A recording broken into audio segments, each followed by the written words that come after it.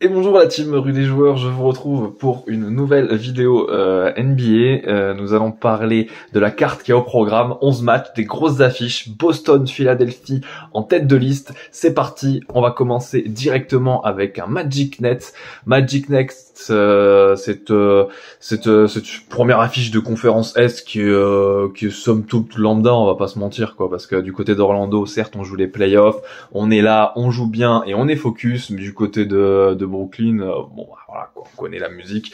Surtout que l'équipe sera en back-to-back, Orlando tous les jours devrait l'emporter ce soir. Cleveland-Dallas, celui-ci il me pose un véritable cas de conscience en vrai, parce que du côté de Cleveland, j'ai l'impression que depuis la reprise au Star Game, ils ont un peu de mal, hein, on atteste, 2 défaites lors des 3 derniers matchs, et du côté de Dallas, c'est 7 victoires lors des 8 derniers matchs, ils ont perdu le dernier cependant chez les Pacers de Indiana, assez largement d'ailleurs, 133-111 au passage.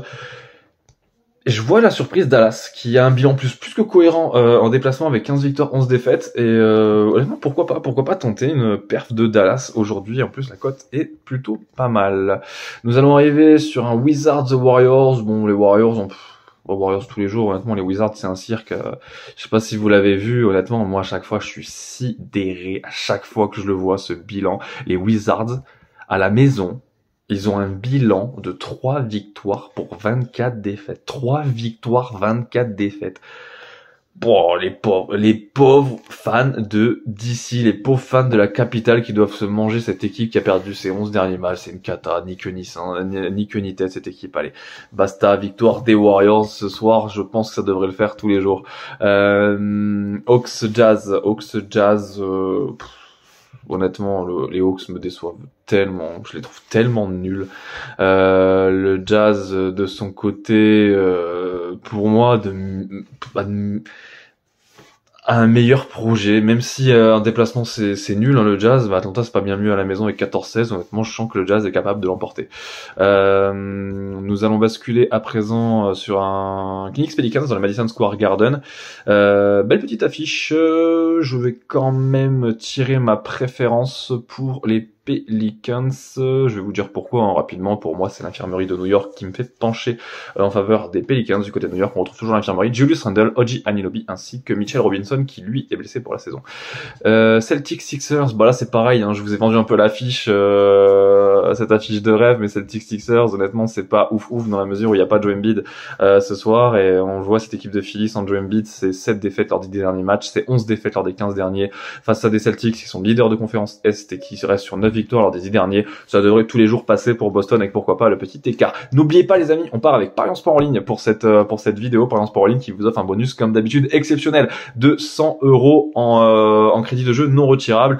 Et ce qui est magnifique, c'est que peu importe qu'il soit gagnant ou perdant derrière, ça l'opérateur vous crédite cet argent. Donc si vous avez le bonheur de voir votre pari passer, derrière vous récupérez la somme engagée en crédit de jeu non retirable en plus de votre gain, ce qui est exceptionnel et assez rare.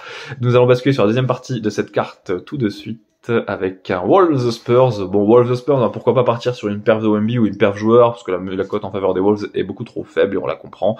Voilà, partir sur une perf joueur là-dessus. Bucks Hornets, bah, c'est pareil, hein, Bucks Hornets, je suis désolé, mais là, voilà, bon, normalement les Bucks devraient l'emporter, surtout que les Bucks étaient plutôt nuls, on va pas se mentir, depuis quelques temps, et les Bucks jouent super bien, je m'emballe complètement.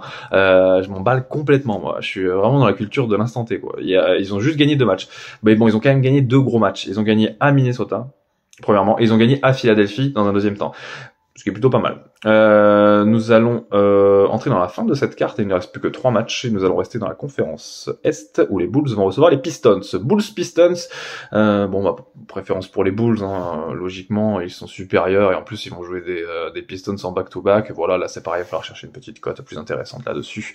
Thunder Rockets, on connaît le Thunder, ils sont trop forts, ils sont trop chauds, ça joue trop bien, c'est ultra solide quand ils sont à la maison avec un bilan de 23 3 victoires pour 6 défaites. Et comme d'habitude pour Houston, c'est toujours la même limonade. Cette équipe, elle gagne ses matchs à la maison et elle perd absolument tout en déplacement.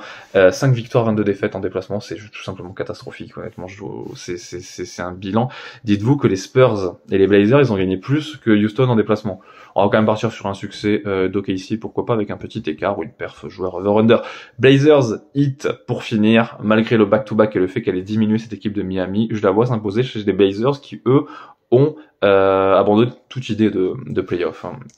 J'en ai terminé avec cette carte. 11 matchs sont au programme. Les 2 tableaux, vous les avez vus récapitulatifs de mes paris pour cette soirée. Le temps pour moi de vous rappeler que les jeux d'argent sont interdits aux mineurs et je vous dis à jeudi. Ciao, ciao les amis.